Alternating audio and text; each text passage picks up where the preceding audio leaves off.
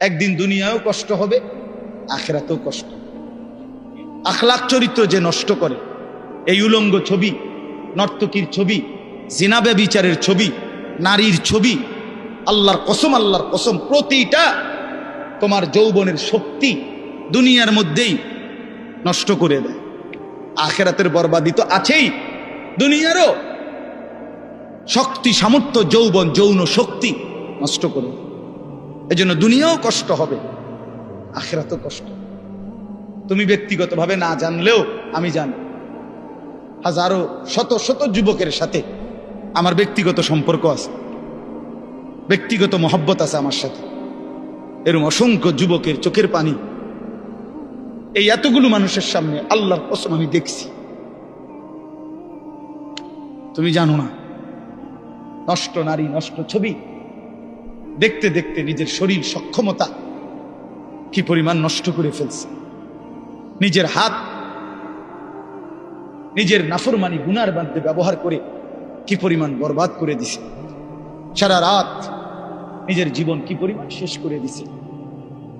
এখন একাকী নিভৃতে কাঁদে, মা জানে না, বাবা জানে না, পৃথিবীর কেউ জানে না, দুঃখে দুঃখে কাঁদে।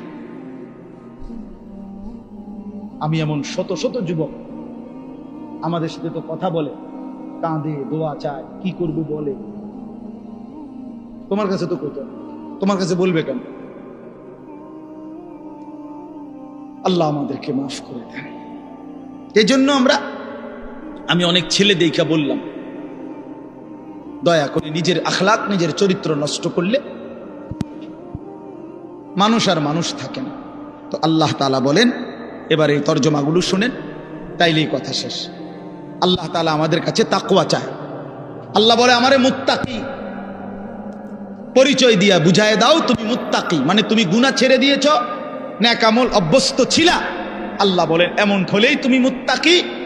ইন্নাল মুত্তাকিনা ফি জান্নাতি ওয়া উয়ুন, নিশ্চয়ই আমি আমার মুত্তাকি বান্দাদেরকে আমার অগণিত জান্নাতের মধ্যেই থাকতে দেব। ওয়া উয়ুন, এবং ঝর্ণা ধারা বেষ্টিত, নহর দ্বারা বেষ্টিত আমি আল্লাহ তাআলা জান্নাতেই তাদেরকে রাখতে দেব। সুবহান। শর্ত হইল গুনাহমুক্ত জীবন, আল্লাহর বন্দিগিওয়ালা জীবন দেখাইতে হবে। জান্নাতে আল্লাহ বল, ফি জান্নাত, আমার অগণিত জান্নাতে থাকবা। অয়ুন, ঝর্ণা ধারা বেষ্টিত জান্নাত। এটা একটা সুন্দর কথা। মানে জান্নাতের মধ্যে 24 ঘন্টা আল্লাহ তাআলা জান্নাতি বান্দার জন্য 4টা নহর চালু রাখবেন। একটা হলো দুধের নহর, পানির নহর, মধুর নহর, মদের নহর। দুধের নদী, পানির নদী, মধুর নদী, মদের নদী। দুনিয়ার মদ না, জান্নাতের মদ। এই 4টা 24 ঘন্টা থাকবে। থাকবে যে বিষয়টা এমন না যে মনে করেন এখানে 4টা ড্রামের মধ্যে বা 4টা টাঙ্কির মধ্যে এই 4 ধরনের দুধ, মধু, মদ, পানি আছে। তো আমগরে বলে দিছে যে আমি তোমাদের উপরে সন্তুষ্ট, তোমাদের যখনই মন চায় এখান থেকে দুধ, মধু, মদ, পানি যেটা মন চায় এটা খাইবা। মনে করেন জান্নাতে বলল, তো এইটা অর্থ না। এটা যদি হয় তাহলে তো একটা সমস্যা আছে এখানে। ও যে পিছনের যে বেটা, তারা এখান থেকে মধু নিতে হইলে, দুধ নিতে হইলে তো হেন থেকে হাইটে আইতে হবে, এনে আইতে হবে না হাইটটা, তো এত দূর হাইটতে কটার কষ্ট হবে। তো জান্নাতি বান্দা বলবে, আল্লাহ আপনি আমারে এত দূর হাঁটাইলেন, তো আর আমার জান্নাত কি দিলেন? আমরা তো আমার কষ্টই দিলেন কদ্দুর। সুবহান। তাফসীরের মধ্যে এজন্য লিখছে, জান্নাতি বান্দা যখন জান্নাতে যেখানেই থাকবে, দাঁড়ানো, বসা, শোয়া, হাঁটতে থাকুক, ডান দিকে থাকুক, বাম দিকে থাকুক, সামনে থাকুক, পিছনে থাকুক, যেখানেই থাকুক, 24 ঘন্টা তার পাশে এই 4টা নহর, নদী, ঝর্ণা বইতে থাকবে। তুমি হাইটটা যাইতে হবে না এক কদম, তোমার লগেই থাকবে একসাথে।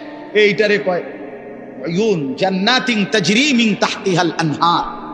এইটার অর্থ সারাক্ষণ সারাক্ষণ। আল্লাহ আমাদেরকে তৌফিক দান করেন। মালিক তো জান্নাত বান্দাদের জন্যই বানাইছে, মুসলমানদের জন্যই বানাইছে। তো আমরা তো মুসলমান, আমরা আল্লাহর কাছে জান্নাত চাইতে পারি না? কথা বলেন না, চাইতে পারি আমরা? আলহামদুলিল্লাহ। এরপরে আল্লাহ তাআলা বলেন উদখুলুহা বিসালামিন আমিনিন, আল্লাহর ফেরেশতারা বলবে হে আল্লাহর বান্দা, চির শান্তি এবং চির নিরাপত্তার সাথে জান্নাতে ঢোকো, আর কোনোদিন অশান্তি মিলবে না, আর কোনোদিন বিপদ মুসিবত আসবে না, চিরদিনের জন্য শান্তি, চিরদিনের জন্য নিরাপদ জায়গায় ঢোকো। 3 নাম্বার আল্লাহ বলেন ওই যেটা বলে ফেলছি, ওয়া নাযা'না মা ফি সুদুরিহিম মিন গিল্লিন, আমি আল্লাহ তাআলা প্রতিটা জান্নাতি বান্দা জান্নাতে ঢুকবার আগেই তার দিল থেকে হিংসা, বিদ্বেষ, রাগ, ক্রোধ এগুলা খুলে ফেলে দেব। ইখওয়ানান আলা সুরুরিম মুতাকাবিলিন, পরস্পর জান্নাতি বান্দা ভাই ভাই হবে। আরো মজার বিষয় এখানে বলছে, সকলেই যখন যে অবস্থায় থাকুক, দাঁড়াইয়া থাকুক, বসে থাকুক, শুয়ে থাকুক, 1 সেকেন্ডের জন্য জান্নাতি কেউ কারো পিছনে হবে না। বুঝছেন না? এই ভাই তো আপনার পিছনে, মনে করেন জান্নাতে আছে কিন্তু ওটা পিছনে ঘুরে গেছে, আপনারা পিছনে ওনারা সামনে, হোক না যা, মনে করেন পুরোটাই এসি ঠিক আছে কিন্তু আপনি তো পিছনে। তো আল্লাহ তাআলা বলছে এমন হবে, আপনারা এখন পিছনে পিছনে না, একজনের পিছনে একজন, তো মনে করেন এটা পুরোটাই জান্নাত কিন্তু ওটা তো ফিসে পড়ে গেছে। সে যদি আবার কয় আচ্ছা জান্নাতে আছি ঠিক আছে কিন্তু আমি তো পিছনে, বুঝেন নাই কথা? তো আল্লাহ তাআলা বলেন আলা সুরুরিম মুতাকাবিলিন, না বান্দা এমন হবে না, বরং যখন দাঁড়িয়ে থাকো আর বসে থাকো আর শুয়ে থাকো পিছনে কোনোদিন হবে না, 24 ঘন্টা মুতাকাবিলিন, জান্নাতি বান্দা পরস্পর মুখোমুখি থাকবে। যদি বলেন এটা কিভাবে সম্ভব, তো এখানে গেলেই তো আমরা দেখুন কেমন সম্ভব। এই সময় আপনি আমারে বুঝাই করবেন এভাবে, আমিও আপনার বুঝাই করবো এই যে এভাবে। প্রকাশ্যে তো তারা তোমাদেরই ভাই, তোমাদের সাথেই নেক আমল করত, কিন্তু যখন একাকী গোপনে, ওয়ালাকিন ইদা খালাউ বিমাহারিমিল্লাহ ইনতাহাকুহা, একাকী যখন কোনো গুনাহ, নাফরমানি, হারাম কাজ করার সুযোগ পেত, তো একাকী হওয়ার কারণে করে ফেলত। মনে মনে ভাবতো যে কেউ দেখে না, কেউ শুনে নাই, কেউ দেখে নাই, রাতের অন্ধকার, গোপন জায়গা, একাকী। তো এই কারণে আল্লাহর নাফরমানি করত, আর মানুষের সামনে বেশভূষা ধরত বুজুর্গি, মানুষের সামনে একদম ফরহেজগার, একাকী আল্লাহর নাফরমানি। তো রাসূলুল্লাহ সাল্লাল্লাহু আলাইহি ওয়াসাল্লাম বলেন এমন ব্যক্তির আমলগুলো আল্লাহ তাআলা ছুঁড়ে মার, ধুলির মতো উড়িয়ে দেবে। এটা মাওলানা বলতেছিলেন আপনাদের। এজন্য এটা মনে রাখা চাই, মুসলমান মানে এই কথা দিলের মধ্যে ইয়াকিন রাখতে হবে, 24 ঘন্টা হার হালাতে, সকল অবস্থায় আল্লাহ আমাকে দেখে। কি বলেন? আল্লাহ আমাকে দেখে। আলাম ইয়ালাম বিআন্নাল্লাহা ইয়ারা, আল্লাহ তাআলা বলে বান্দা তুমি কি জানো আমি কিন্তু সারাক্ষণ তোমাকে দেখি, সারাক্ষণ, রাতেও দিনে, অন্ধকার অমাবস্যার রাতেও, পূর্ণিমার চাঁদের আলোর নিচেও, একাকীও গোপনেও প্রকাশ্যে, সর্বাবস্থায় আমরা আল্লাহ তাআলার ইহাতা, আল্লাহ তাআলার বেষ্টনীর বাহিরে যাওয়ার কোনো সুযোগ আমাদের নাই। কোরআন শরীফে আছে আল্লাহ তাআলা বলেন ইয়া মা'শারাল জিন্নি ওয়াল ইনস ইন ইসতাতা'তুম আন তানফুযু মিন আকতারিস সামাওয়াতি ওয়াল আরদ ফানফুযু, সূরা আর রহমানের মধ্যে আছে। আল্লাহ তাআলা বলেন হে জিন এবং মানুষ, যদি নাফরমানি করতেই মন চায় তো আমি আল্লাহর আসমানের সীমানা, জমিনের সীমানা ছেড়ে দাও, আমার সীমানার থেকে বেরিয়ে পড়ো, দেখো পারো কি। আল্লাহ তাআলা বলে লা তানফুজুন ইল্লা বিসুলতান, আমি ক্ষমতা না দিলে কেউই নিজের যোগ্যতায়, নিজের ক্ষমতায় আমার সীমানা পার হইতে পারবে। বুঝেন নাই? পারবে? আমরা আসলে পারমু? এভাবে বহু আয়াতের মধ্যে আল্লাহ তাআলা কোরআনুল কারীমের কথা বারবার বলছে, বান্দা তুমি আমার বেষ্টনীর ভিতর, লাকাদ আহসাহুম, ওয়া আদ্দাহুম আদ্দা। আল্লাহ তাআলা বলেন আমি বান্দাকে বেষ্টন করে আছি এবং তার পুরা জিন্দেগি গুনে গুনে রাখছি, গুনে গুনে রাখছি। একটা জাররা, একটা হিসাব বাদ যাবেন, বাদ যাবেন। আহসাহুল্লাহু ওয়া নাসু। আল্লাহ তাআলা বলেন বান্দা আমি গুনে রেখেছি, তুমি ভুলে গেছো। তোমার হয়তো মনে নাই তোমার পুরা হায়াত, আমি আল্লাহ তাআলা হিসাব করে রাখছি। হাসি দিছো কয়টা, কাঁদছো কয়বার, হাত উপরে উঠাইছো কয়বার, নিচে নামাইছো কয়বার, অক্সিজেন গ্রহণ করছো নিঃশ্বাস কয়বার, আবার ছেড়ে দিছো নিঃশ্বাস কয়বার। আল্লাহ তাআলা বলেন সব আমার ফেরেশতা হিসাবের মধ্যে লিখে রাখছে, সব হিসাব। এজন্য বাপ, এটা বহুতই জরুরি বিষয়। নিজেরে বুদ্ধিমান ভাবতে নাই, নিজেরে চালাক মনে করতে নাই। পৃথিবীর সবাইকে ফাঁকি দিলে কি হবে? আল্লাহকে ফাঁকি দেব কিভাবে? আল্লাহকে ফাঁকি দেব কিভাবে? আর বিচার তো আল্লাহ করবেন, ফায়সালা তো আল্লাহ করবেন। দুনিয়ার সবাই বলল ভালো, মালিক জানে আমি অসৎ, লাভ কি? এই জন্য আমরা প্রত্যেকেই একাকী গুনার ব্যাপারে সতর্ক থাকি। যুবক ছেলে যারা আছো তোমরা ভাই, এটা তোমাদের মধ্যে বেশি দোষ। রাতের আধারে তুমি মনে করো কেউ দেখে না, এই জন্য তুমি সারা রাত মোবাইলের মধ্যে নাচ গান ছবি দেখো। দোস্ত আমার মনে রাখো, যে মালিকের চোখ দিয়ে দেখতেছো সে মালিক তোমারে দেখে। যার হাত দিয়ে মোবাইল চালাচ্ছ তিনি কিন্তু দেখেন, তিনি দেখেন। ওয়াকাফা বিদুনুবি ইবাদিহি খাবীরাম বাসীরা। আল্লাহ তাআলা বলেন আমার বান্দার সমস্ত গুনার হিসাব রাখার জন্য আমি আল্লাহ একাই যথেষ্ট, আমি একাই যথেষ্ট। তুমি দেখবা আমি আল্লাহ তাআলার কাছে হাসরের ময়দানে যখন তোমার আমলনামা দেয়া হবে, নিজ চোখে তুমি দেখবা লা ইউগাদিরু সাগীরাতান ওয়ালা কাবীরাতান ইল্লা আহসাহা। আল্লাহ তাআলা বলেন বান্দা নিজেই বলবে আল্লাহ ছোট কিংবা বড় আমার জীবনের কোনো কিছুই তো এই হিসাবের খাতার থেকে বাদ দেয় নাই, সবই তো উঠায় ফেলছে। কারে দিয়া লেখাই? একটা বিন্দু, একটা নিঃশ্বাস, একটা হাসি কান্না, ভালো মন্দ কিছুই তো বাদ দেয়। এইভাবে নিখুঁত আমলনামা তৈরি করছে ফেরেশতা। এই ডান কাঁধে বাম কাঁধের ফেরেশতা এক সেকেন্ডের জন্য বিশ্রাম করে না। ফেরেশতার কোনো বিশ্রাম নেই, ফেরেশতার কোনো ক্লান্তি নেই। সৃষ্টিগতভাবেই তারা এমন। ফেরেশতা আল্লাহর হুকুমের বিরোধিতা করতেই পারে না, ফেরেশতা আল্লাহর হুকুমের অবাধ্য হইতেই পারে, সিস্টেমে নাই। এই লাইটটা নিজে নিজে বন্ধ হইবার কোনো যোগ্যতাই নেই। এটা আমরা মানুষরা এটা সুইচ বন্ধ করতে হবে, অথবা ওই বিদ্যুৎ যেখানে চলে যায় সেখানেও তো সুইচ বন্ধ হয়। কিন্তু এইটা নিজে যে আমি 1 ঘন্টা ধরে জ্বলছি এখন একটু বন্ধ হই, এরকম কি ক্ষমতা আছে কি? ফেরেশতা এমন। এজন্য এটা মনে রাখা যায়। আমার বুঝলেও ভালো, আপনি বুঝলেও, বয়স্ক বাবারা বুঝলেও ভালো, নওজোয়ান সাথী তোমরা বুঝলেও ভালো। নিজেকে কোনোভাবেই চালাক মনে করতেন।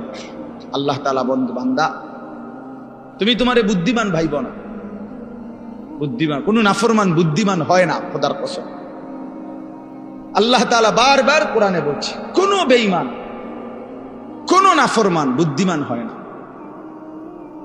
তো বলে যে কাফের বেঈমানরা দুনিয়ার কত কিছু আবিষ্কার করছে না। আপনারা একটা জিনিস বোঝেন না, সহজ হিসাব হইল আল্লাহ তাআলা যখন যাকে দিয়ে যে কাজটা করাবেন তাকে ওই বুদ্ধি ওই মেধা আল্লাহ দিয়েই দেন।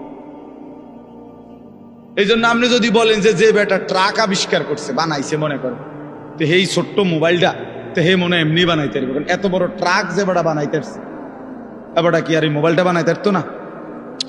কথা বোঝেন নাই? পারবে নাকি? তো পারলো না, এটা তো ছুটো। এত বড় ট্রাক যেহেতু বানাইছে, উনি ইচ্ছা করলে তো মোটরসাইকেল এটা তার লাগে কোনো বিষয়, এটা নিয়ে যুক্তির কথা। বুঝছেন না হিসাবটা? না, এটা কোনো যুক্তি না।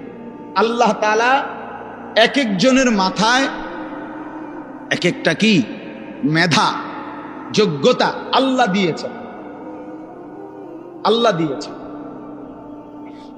এই জন্য আল্লাহ তাআলা কোরআনের কারিমে বলছে সমস্ত বেঈমান লা ইয়াকিলুন, এদের আকল নেই, লা ইয়াফকাহুন, এরা বুঝে না, এরা বুঝে না, লা ইয়ালামুন, এরা কিছুই জানে। আল্লাহকে না চিনলে কিছুই চিনা হয় না। আল্লাহর কুদরত না দেখলে, আল্লাহর কসম ওই চোখ কিছুই দেখে না। আল্লাহর কথা কানে না শুনলে ওই কান মূলত বধির, সেই কান আসলে শুনেই না। যেই জবান আল্লাহর নাম নেয় না, যেই জবান আল্লাহর কোরআন পড়তেও পারে না। আমি তো সবসময় বলি, মুসলমান যে ব্যক্তি আল্লাহর জিকির করে না অথবা আল্লাহর কোরআন দেখে দেখেও সহি শুদ্ধ কোরআন শরীফ সাইয়ে সাইয়েও পড়তে পারে না, এই লোকটা মূলত বোবা। এ আসলে কথাই জানে না। এ বাকি যেগুলো বলে বেহুদা বলে। জবান যিনি দিছেন, যার দেওয়া জবান তার নামই নিতে পারে না, তার কালামই পড়তে পারে না, তুমি তো আসলে কিছুই জানো। এই জন্য কোরআন শরীফ আল্লাহ বলছে সমস্ত বেঈমানের দিল আছে কিন্তু বোঝে না, সমস্ত বেঈমানের কান আছে কিন্তু শুনে না, সমস্ত বেঈমানের চোখ আছে কিন্তু দেখেন। কোরআন শরীফ আছে, লাহুম কুলুবুল লা ইয়াফকাহুনা বিহা ওয়া লাহুম আযানুল লা ইউবসিরুনা বিহা ওয়া লাহুম আ'য়ুনুল লা ইয়াসমাউনা বিহা। আল্লাহ তাআলা বলছে বেঈমানের দিল আছে কিন্তু বোঝে না, বেঈমানের কান আছে কিন্তু শুনে না। ওই ছেলে, এই দুই ছেলে, ভাইয়া কথা বাকি থাকলে বাইরে গিয়া বলো। বেওকুফ কোথাকার, কথা বাকি থাকলে বাহিরে খালি জায়গা আছে সেখানে যাও। জিন্দিগি অপদার্থ এক জিন্দিগি বানায় ফেলছে সব। জীবন মানেই হলো আমার খাম খেয়াল, আমার যেটা ভালো, মন চাইলে বুট খাইলাম, মন চাইলে বাদাম খাইলাম, মন চাইলে ঠ্যাং সরাইয়া বইলাম, মন চাইলে মাথা আলগি দিয়া বইলাম, মন চাইলে হাসলাম, মন চাইলে কাঁদলাম, মন চাইলে দাঁড়াইয়া পেশাব করলাম, মন চাইলে বৈশা পেশাব করলাম। অজস্র সন্তানের চলাফেরা দেখলে বোঝা যায় এদের কোনো মা নাই, বাবা নাই, অভিভাবক নাই, এদের কোনো আখেরাত নাই, আল্লাহ নাই, পরকাল নাই, কিচ্ছু নাই। নফসের গোলাম, মনের চাহিদার গোলাম। তার খোদা তার মনের চায়, তার মনে যা চায় তাই করে। আল্লাহ তাআলা কোরআন শরীফে বলছে, সরাসরি কোরআন শরীফের আয়াত, আল্লাহ তাআলা বলেন মনের ইচ্ছাকে যে নিজের খোদা বানিয়েছে, আল্লাহ বলছে নবী শুনেন, তার পরিচয় আর কিছুই নয়, শুধুই চতুষ্পদ জন্তু, হাইওয়ান, জানোয়ার। কোরআনের আয়াত। হ্যাঁ মিয়া, কার মতো চুল রাখলা, কার মতো জামা পরলা, কার মতো প্যান্ট পরলা, সারাদিন কোথায় ঘুরলা, রাত নাই দিন নাই, ঘন্টার পর ঘন্টা মোবাইল, ছবি, নর্তকী, নাচ, আড্ডা, হাসি, মস্করা, তামাশা, ফুর্তি। তোমার মা কোথায়, তোমার বাবা কোথায়, তোমার বংশ কি, তুমি কোন ধর্মের, তোমারে বানাইছে কে, তুমি কার উম্মত, তুমি আসছো কোত্থেকে, তুমি যাবা কোথায়, প্রতিদিন যে মানুষগুলো মরে ওরা কই যায়, এ কিছুই বুঝো না, কিছুই মনে করো না।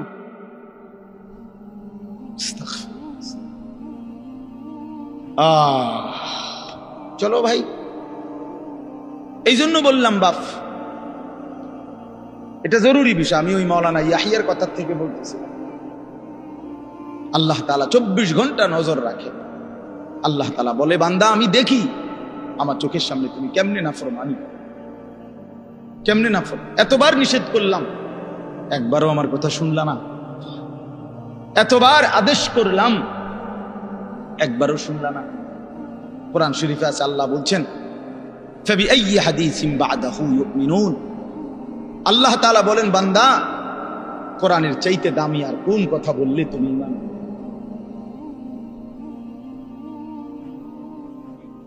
উফ,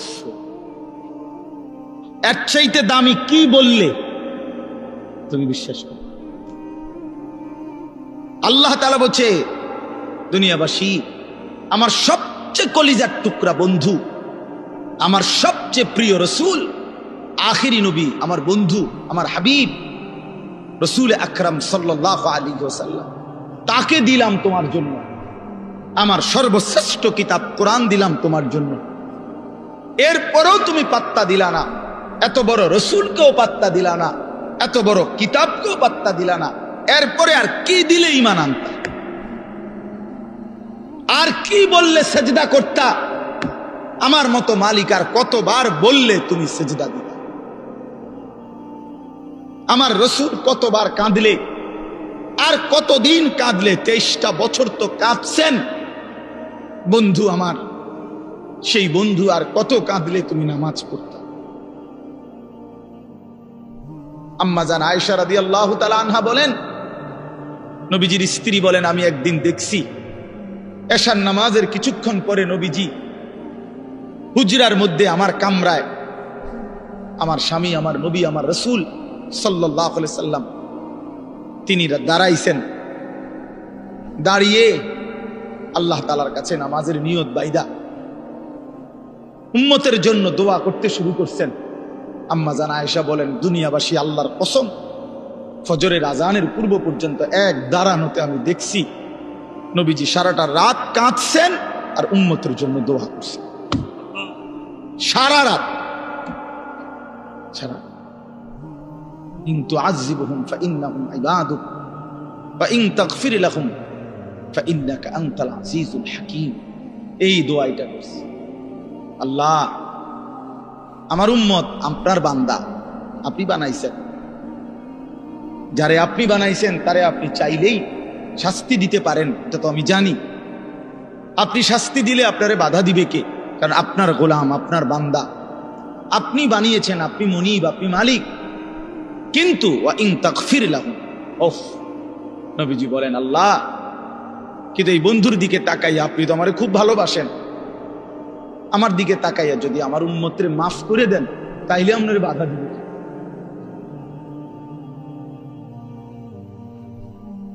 আপনি মাফ করে দিলে আপনারা তো কেউ কিছু বলতে পারবে না, এই ক্ষমতা তো কারো নাই। আপনি তো চাইলে মাফই করে দিতে পারেন, তো দেন না মাফ করে। এইভাবে কাঁদছেন নিয়ে আসা, এইভাবে কাঁদছেন। রাতেও মনে পড়ে না, দিনেও মনে পড়ে না, বছরের পর বছর, দিনের পর দিন, কোনদিন আল্লাহর কথা মনে পড়ে না, রাসূলুল্লাহ সাল্লাল্লাহু আলাইহি সাল্লামের সুন্নাতের অনুসরণ করা মনে করে না। কেমনে পার হইবেন না?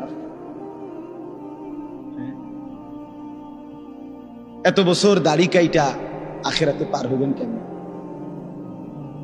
30 বছর সুদ খাইয়া আখিরাতে পার হইবেন কেমনে? কোনদিন ফজরের নামাজ পড়েন না, আখিরাতে পার হইবেন কেমনে?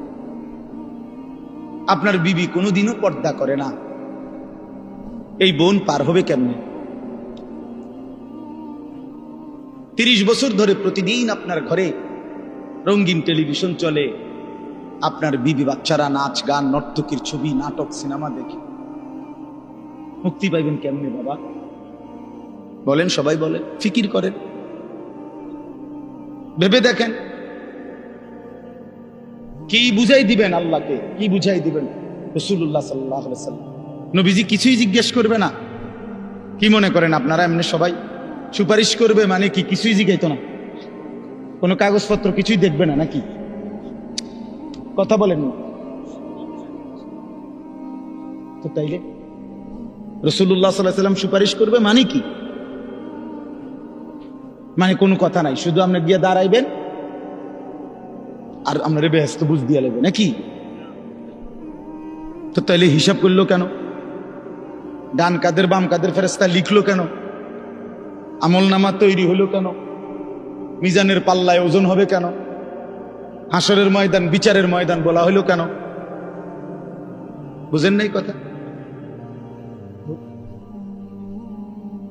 এজন্য এটা অনুভব করা উচিত। রাসূলুল্লাহ সাল্লাল্লাহু আলাইহি সাল্লাম সরাসরি তাফসিরে আছে, আমরা পড়ছি বাবা।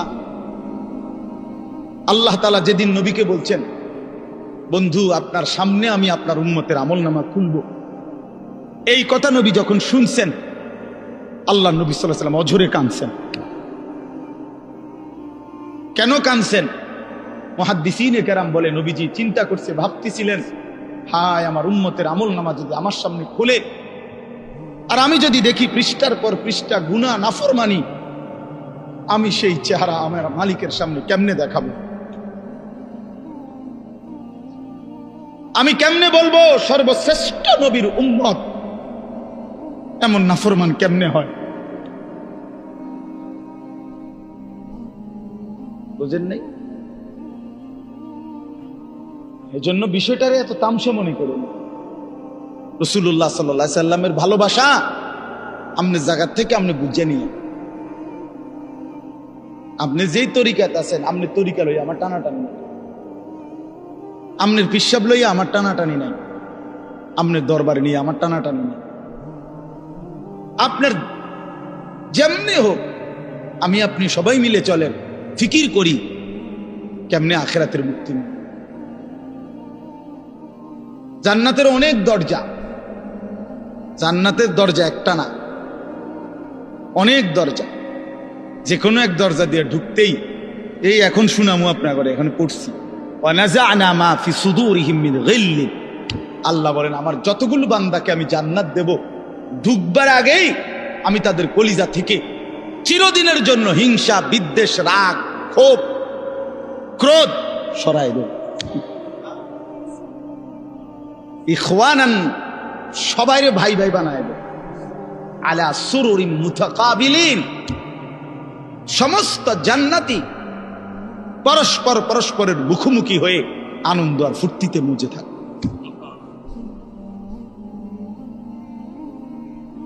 এই জন্য দোস্ত আমার, বন্ধু আমার, বাপ আমার, ফিকির চাই, ফিকির চাই। এ কথা দিল দিয়ে বুঝতে হবে। হাসলেও মরে যাবেন, কাঁদলেও মরে যাবেন। শরীর সুস্থ থাকলেও একদিন মৃত্যু হবে, রোগ শোকে পড়লেও মৃত্যু হবে। রাজপ্রাসাদ আর অট্টালিকাতে যে রাত কাটায় সেও মরে যাবে, কুড়ে ঘরে আর ফকির সেও একদিন কবরে চলে যাবে। নাকি বলে? বলেন সবাই, বলে আমরা সবাই যেতে হবে কিনা বলে? অতএব যেটা নিশ্চিত মৃত্যু, এটাকে ভুলে যাওয়া ঠিক না। আখিরাত নিশ্চিত। কোরআনুল কারীমের মধ্যে আল্লাহ বলছে, ওয়াবিল আখিরাতি হুম ইউকিনুন। মুমিন তাকে বলে, মুত্তাকি তাকে বলে, জান্নাতি বান্দা তাকে বলে, মুসলমান তাকে বলে। আল্লাহ তাআলা বলে যে আখিরাতকে ইয়াকিনের সাথে বিশ্বাস করে। ভাষা ভাষা না, ধারণা না, আখিরাত তার ইয়াকিন। আগুনে লাগলে পুড়ে যায়, এটা আমাদের ধারণা না, ইয়াকিন। কথা বুঝেন নাই আমার? আগুনে পুড়ে যায়, আমরা সবাই ইয়াকিন বিশ্বাস করি। এটা পানিতে ডুবে যায়, এটা আমাদের ইয়াকিন, এটা ধারণা না। মানুষ তো কয় আগুনে বলে ফুরে যায়, মনে ফুরেও হইতেও পারে, এমনি মানুষে কয় এটা।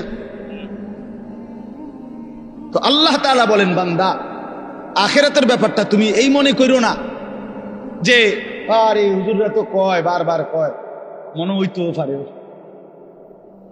হইতেও পারে। হ্যাঁ, এটারই আখিরাত না।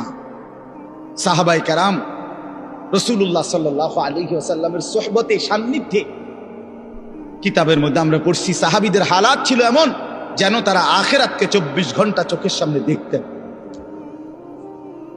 ওয়াবিল আখিরাতি হুম ইউকিনুন, আখিরাতের ব্যাপারে ইয়াকিন, একেবারে মজবুত ইয়াকিন। আল্লাহ তাআলা এটা চাইছে, আখিরাত যেন বান্দা 1 সেকেন্ডের জন্য ভুলে না যায়, মৃত্যুকে যেন ভুলে না যায়। মৃত্যু মানে শেষ না, মৃত্যু মানে সমাপ্তি না। দুনিয়ার ভদ্রলোকরা, দুনিয়ার জেনারেল লাইনের অনেক শিক্ষিত মানুষ, ওরা এগুলাকে বলে যে তিনি 60 বছর 70 বছর বিভিন্ন সেবামূলক মানব কল্যাণে বিভিন্নমুখী অবদান রেখে 70 বছরে তিনি তার জীবনের সমাপ্তি টানলেন। সমাপ্তি মানে কি? শেষ। অর্থাৎ 70 বছর পরে তিনি শেষ, আর কিছু নাই ওনার জীবন। না না, এটা মিথ্যা কথা। জীবনের সমাপ্তি হয় না। মৃত্যু মানে সমাপ্তি নয়, মৃত্যু মানে ইন্ড নয়, মৃত্যু মানে সমাপ্তি না, মৃত্যু মানে স্থানান্তর, মৃত্যু মানে ইন্তেকাল। মানুষ কেবল স্থানান্তর হয়, মানুষ কোনোদিন শেষ হয় না, হয় না, হবে না, কোনোদিনও না, কোনোদিনও না। মানুষের কোনো শেষ নাই, মানুষের কোনো শেষ নাই, মানুষ কেবল স্থানান্তর হয়। মাটি থেকে মানুষ বীর্যের ফোঁটা হয়, আল্লাহর কুদরতে বীর্যের ফোঁটা থেকে মায়ের জরায়ুতে যায়, মায়ের জরায়ু থেকে 9 মাসে ধীরে ধীরে পরিবর্তন হতে হতে একদিন মায়ের পেট থেকে মানব সন্তান হয়ে বের হয়, আবার পরিবর্তন হয়, আবার পরিবর্তন হইয়া কিশোর, যুবক, বৃদ্ধ অথবা তার আগেই কবরে চলে যায়। কবর থেকে আবার হাসরের মাঠে, হাসরের মাঠ থেকে আবার আমল নামা নিবে, আল্লাহর মুখোমুখি যাবে, মিজানের পাল্লার সামনে ওজনের জন্য যাবে, ফুলসিরাত পার হবে, জান্নাত কিংবা জাহান্নামে যাবে। তো জান্নাতে গেলেও, এই ভাই এই কথাটা বুঝলেই বুঝবেন, জান্নাতে গেলেও চিরস্থায়ী, জাহান্নামে গেলেও চিরস্থায়ী। খালিদিনা ফিহা আবাদা, কোরআন শরীফে বারবার এই কথাটা আছে। জান্নাতি, সমস্ত জান্নাতে জান্নাতি থাকবে অনন্তকাল, চিরস্থায়ী, জাহান্নামেও চিরস্থায়ী। তো মানুষ শেষ হইল কেমন? কথা বোঝেন নাই? মানুষ শেষ হইছে তাইলে?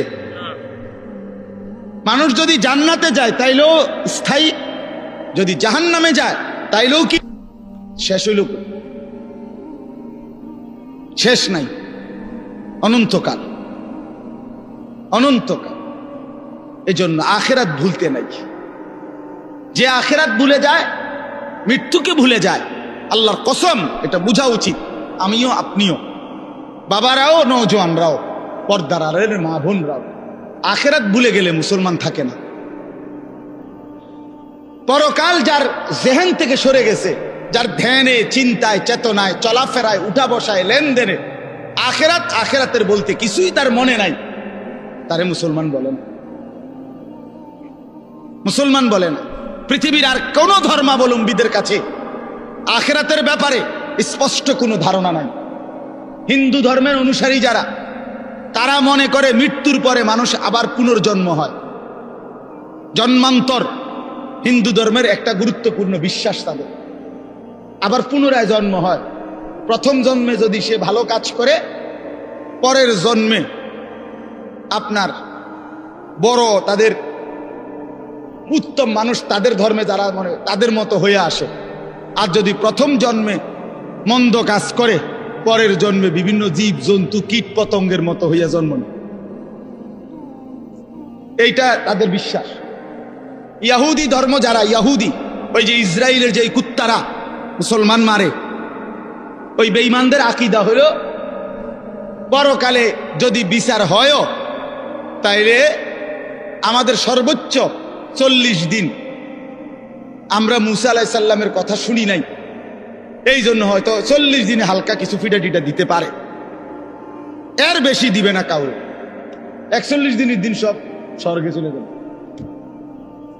হ্যাঁ হ্যাঁ, এটা কোরআন শরীফে আছে।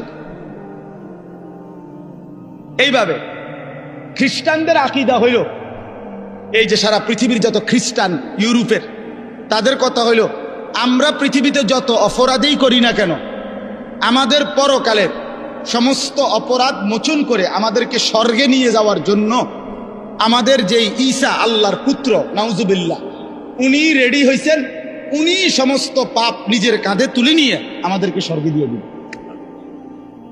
পাগলের কি পরিমাণ মাথা খারাপ! আমার এক হুজুরে বলতেন, আরে প্রথম মাথা খারাপ হইলে কয় পাগল, এরপরে আবার মাথা খারাপ হইলে কি করবে? তখন বলবে আর যে পাগলের মাথা খারাপ। প্রথম তো মাথা খারাপ হয়েছিল আর পাগল হয়েছে, এখন আবার কি হয়েছে? আগে তার সিট ছিল 3-4টা, পুরা দিছিল। এই ধরনের মাথা খারাপ এরা। তাইলে বিশ্বাস করেন ভাই, পৃথিবীর কারো কাছে কবর, হাসর, মিজান, আমলনামা, আল্লাহর মুখোমুখি দাঁড়ানো, মিজানের পাল্লায় ওজন হওয়া, ফুলসেরাত, জান্নাত জাহান্নাম, বিচার আচার হিসাব কিতাব, এগুলো নিয়ে স্বচ্ছ পবিত্র সঠিক বিশুদ্ধ ধারণা কারো কাছে নাই। একমাত্র আল্লাহর কোরআন, প্রিয় নবী সাল্লাল্লাহু আলাইহি ওয়াসাল্লামের হাদিস, এর মধ্যেই কবর, হাসর, আখিরাত, পরকালের সঠিক পূর্ণ বিবরণ আল্লাহ এবং তার রাসূল পেশ করেছে। বলেন আলহামদুলিল্লাহ। নবী সাল্লাল্লাহু আলাইহি সাল্লাম ভাইয়া ভাইয়া বলছে। আমরা হাদিসে পড়ছি নবীজি সাল্লাল্লাহু আলাইহি ওয়াসাল্লাম জানাজা পড়তে গেছে। হযরত বারা ইবনে আযিব থেকে বর্ণিত, তিনি বলেন যে আমরা নবীজির সাথে এক সাহাবীর জানাজা পড়তে গেছি। তো যেখানে জানাজা হবে ওইখানে গিয়া দেখলো, নবীজি দেখলেন এখনো কবর খোঁড়া শেষ হয় নাই। বলেন মা ইয়ালহাদ, কবর খোঁড়া এখনো শেষ হয় নাই, তাহলে আরো সময় লাগবে 20-25 মিনিট, কথার কথা। তো এখন কবর খোঁড়া যদি শেষ না হয় তো জানাজা পড়বো কেমনে? কবর তো রেডি হয়েছে না এখন। তো নবীজি সাল্লাল্লাহু আলাইহি সাল্লাম সাথে সাথে ওইখানেই বসে গেছে। সাহাবীরা গোল হয়ে চারদিকে বসছে, ওই যারা জানাজা পড়তে আসছিল। আল্লাহ নবী সাল্লাল্লাহু আলাইহি সাল্লাম হাতের মধ্যে একটা লাঠি, মানে কাঠি, ছোট মনে করেন একটা কাঠির মতো কিছু নিয়া নবী সাল্লাল্লাহু আলাইহি সাল্লাম মাথা নোয়াইয়া ওই মাটির মধ্যে কিছুক্ষণ এরকম আঁকা আঁকি করছে। হযরত বারা সাহাবী বলেন, কোন মানুষ চিন্তিত হইলে যেরকম নিজে নিজে যেরকম দাগ দেয়, মানে মনে করেন আপনি একটা কিছু গভীর চিন্তা করতেছেন, তো হাতের মধ্যে একটা চাবি আছে, দেখবে চাবিটারে সে ঘুরায়, অথবা একটা না একটা কিছু, মানে বোঝা যায় সে একটা কি আছে, চিন্তার মধ্যে আছে। তো সাহাবী বলেন যে ওই ছোট যে লাঠিটা, এটা এরকম দাগ দিতেছে, আগ দিতেছে, আমরা বুঝতেছি যে গভীর কোনো চিন্তা করতেছে। এরপরে নবীজি বললেন সাহাবীদেরকে 3 বার, প্রথম বললেন ইস্তাইযু মিন আযাবিল কবর, সাহাবীরা আল্লাহর কাছে দিবানিশি কবরের আযাব থেকে পানাহ চাও, কবরের আযাব থেকে আল্লাহর কাছে মুক্তি চাও। 3 বার বলছে কথাটা। এরপরে নবীজি সাল্লাল্লাহু আলাইহি ওয়াসাল্লাম এক টানা লম্বা হাদিস, 2 পৃষ্ঠার মতো বড় কিতাবে আল্লাহ নবী সাল্লাল্লাহু আলাইহি ওয়াসাল্লাম এই কোন ব্যক্তির নেককারের রুহু কেমনে কবজ হয়, নাফরমানের রুহু কেমনে কবজ হয়, এই 2টা থেকে শুরু করে কবরের পুরা ঘটনাটা আল্লাহ নবী সাল্লাল্লাহু আলাইহি ওয়াসাল্লাম বলছেন। সাহাবীরা মনোযোগ দিয়ে শুনছেন, চোখের পানি ফেলে কাঁদছেন। আল্লাহ নবী সাল্লাল্লাহু আলাইহি ওয়াসাল্লাম বলেন, সাহাবীরা শুনো, কোন নাফরমানের মৃত্যুর যখন পাপীর সময় হয়, মালাকুল মউত আজরাইল আয়েশা প্রথম ডাক দেয় যে হে অপবিত্র আত্মা, আইয়াতুহান নাফসুল খাবিসা, এই খবিশ আত্মা বের হও, উখরুজি ইলা সাখাতিল্লাহ, আল্লাহর অসন্তুষ্টির দিকে বের হও।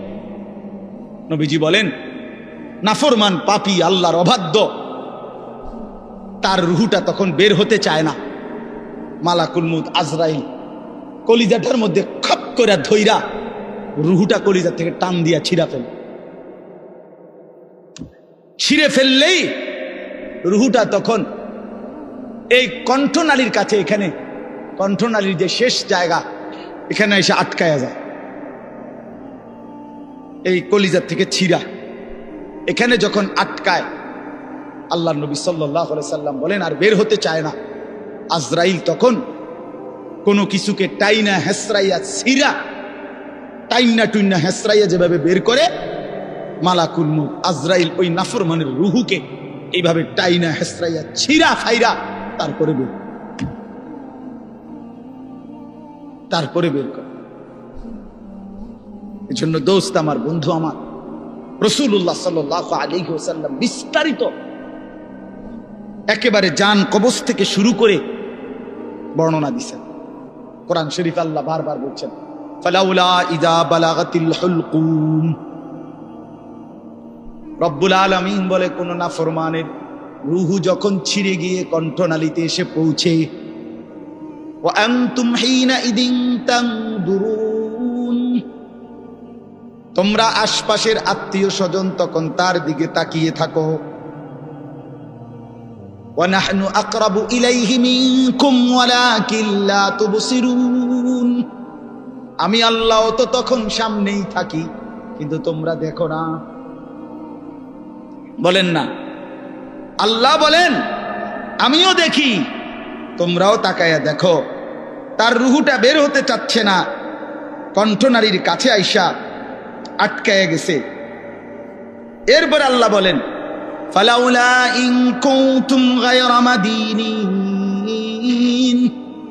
যদি তোমরা মনে করো কবর নাই, আখিরাত নাই, পরকাল বলতে কিছু নাই, তারজিউনাহা ইন কুনতুম সাদিকিন, যদি তোমাদের এই কথাটাই সত্য হয়, তাইলে এই নাফরমানের রুহুটা তার কণ্ঠনালীর থেকে টেনে তার কলজার মধ্যে ফিরাইয়া দাও,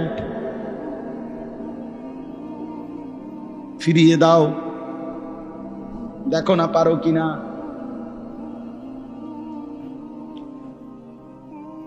তাহলে বলেন সম্ভব তখন? মানে কেউ পারবে তো তখন নাকি? কোরআন শরীফের জন্য আছে, আল্লাহ বলছে আউলা লাকা ফাআউলা সুম্মা আউলা লাকা ফাআউলা। আল্লাহ বলে নাফরমান বান্দা মনে রেখো, তুমি 4 বার কষ্ট পাইবা, তুমি 4 বার যন্ত্রণা পাইবা, তুমি 4 বার আযাব পাইবা। আমি আল্লাহ বলে রাখলাম আউলা লাকা ফাআউলা সুম্মা আউলা লাকা ফাআউলা। একবার জান কবজের সময় কষ্ট পাইবা, 2 নম্বরে কবরে কষ্ট পাইবা, 3 নম্বরে হাসরের ময়দানে কষ্ট পাইবা, 4 নম্বরে জাহান্নামে কষ্ট, জাহান্নামে কষ্ট। এই জন্য ভাই আমি আপনাদের কাছে এবার আসেন, যেই আয়াতগুলো পড়ছি এই আর অল্প একটু সময়, এই আয়াতগুলো রাতের 11:30 বাজে, চিন্তা করেন বাইরে, এরপরও মানুষ কথা, কি আকল কি দেমা, এরা থামবে কখন? চিন্তা করেন মানুষের বিবেক। রাতের 11:30 বাজে গেছে, এরপরও বাহিরে কিছু মানুষ, আরে বাবা তুমি আপনি ঘুমাইলেই তো ভালো।